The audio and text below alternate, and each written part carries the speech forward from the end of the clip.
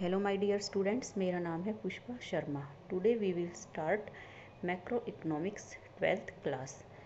हम macro economics को start करने से पहले इकोनॉमिक्स का मीनिंग समझेंगे। अर्थशास्त्र की स्टडी हम क्यों करते हैं?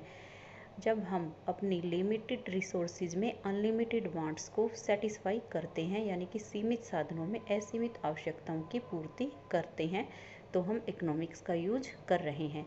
फॉर एग्जाम्पल, हम एक मासिक आय की बात करते हैं जो लिमिटेड होती है, यानी कि सीमित होती है। उस मासिक आय में, मंथली इनकम में को हम इस तरह से डिवाइड करते हैं कि हमारी सभी वांट्स को सेटिस्फाई किया जा सके।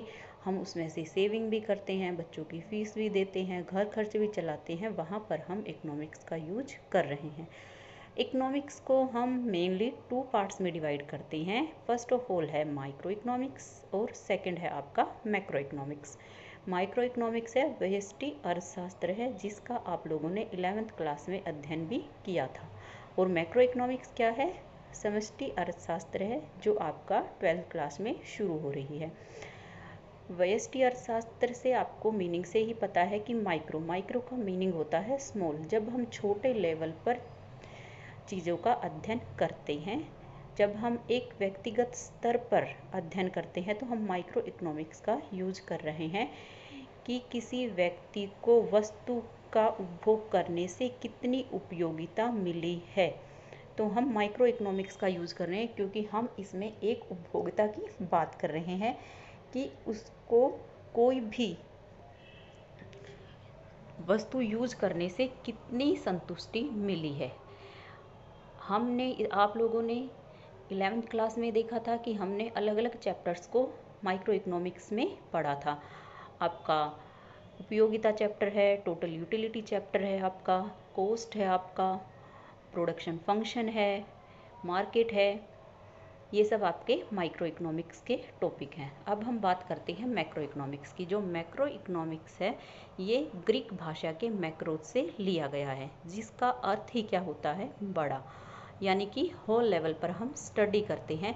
संपूर्ण अर्थव्यवस्था को जब हम एक साथ पढ़ते हैं, तो वो आपका क्या है? मैक्रो इकोनॉमिक्स है। अगर हम मान लीजिए सपोज बेरोजगारी का टॉपिक लेते हैं, और बेरोजगारी के टॉपिक में हम एक व्यक्तिगत अध्ययन ना करके कि एक व्यक्ति बेरोजगार है या रोजगार है, संपूर्ण अर्थव्यवस्था के रोजगार की बात करते हैं कि कितने व्यक्ति को रोजगार मिला हुआ है और कितने व्यक्ति बेरोजगार है, तो हम क्या कर रहे हैं? मैक्रो इकोनॉमिक्स की स्टडी कर रहे हैं। आपको इजीली समझ में आ गया होगा कि मैक्रो इकोनॉमिक्स क्या है। मैक्रो इकोनॉमिक्स में हम कुल राष्ट्रीय आय, बैलेंस ऑफ पेमेंट, मुद्रास्फीति, मंदी, ये सब हम मैक्रो इकोनॉमिक्स में डिस्कस करते हैं। अब हम डिफरेंस की बात करते हैं कि माइक्रो इकोनॉमिक्स और मैक्रो इकोनॉमिक्स दोनों में क्या डिफरेंस है। फर्स्ट ऑफ ऑल है आपका कि आपको मीनिंग से ही इजीली समझ आ गया होगा कि माइक्रो इकोनॉमिक्स है जिसको हम छोटे स्तर पर अध्ययन करते हैं, और मैक्रो इकोनॉमिक्स है जिसकी हम होल लेवल पर स्टडी करते हैं। सेकंड डिफरेंस आपका है कि जब हम एक उद्योग या फर्म के संतुलन की बात करते हैं या कीमत निर्धारण की बात कर रहे हैं, तो हम माइक्रो इकोनॉमिक्स की बात कर रहे हैं, जैसा कि आपने 11th क्लास में मार्केट चैप्टर में पढ़ा है। अगर हम होल कुल राष्ट्रीय उत्पादन की बात कर रहे हैं, तो हम मैक्रो इकोनॉमिक्स की स्टडी कर रहे हैं। एग्जाम्पल से हम बात करते हैं, अगर हम उपयोगिता चैप्टर को पढ़ते हैं तो हम माइक्रो इकोनॉमिक्स की स्टडी कर रहे हैं, और अगर हम बेरोजगारी के टॉपिक को पढ़ रहे हैं तो हम मैक्रो इकोनॉमिक्स की स्टडी कर रहे हैं। अब हम बात करते हैं कि जो मैक्रो इकोनॉमिक्स है वो अर्थशास्त्र के लिए जरूरी क्यों है, उसका क्या महत्व है अर्थशास्त्र में पढ़ने के लिए। तो इसका जो फर्स्ट पॉइंट है वो है आपका समृद्धि और विकास के लिए, कि जब हम होल इकोनॉमी की बात करते हैं कि हमारा जो देश है उसका विकास कितना हुआ है, हमारी समृद्धि क्या है, तो हम बात कर रहे हैं मैक्रो इकोनॉमिक्स की।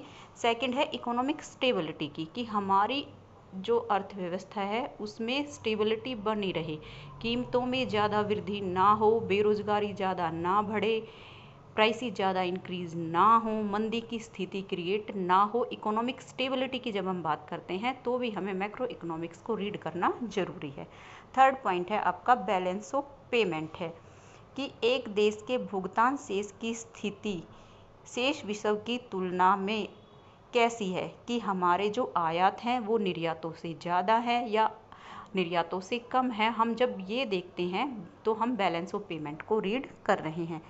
आपका जो फोर्थ पॉइंट है वो है आपका problem of poverty and environment and population है। निर्धनता और पर्यावरण की समस्याओं की जब हम बात करते हैं तो हम मैक्रो इकोनॉमिक्स की स्टडी कर रहे हैं। आपको इजीली अंडरस्टैंड हो गया होगा, इजीली समझ आ गया होगा। अब हम बात करेंगे मैक्रो इकोनॉमिक्स के बेसिक कॉन्सेप्ट की, यानी कि आधारभूत तथ्यों की। हम वो अगली वीडियो में इसकी बात करेंगे। Good evening all of you.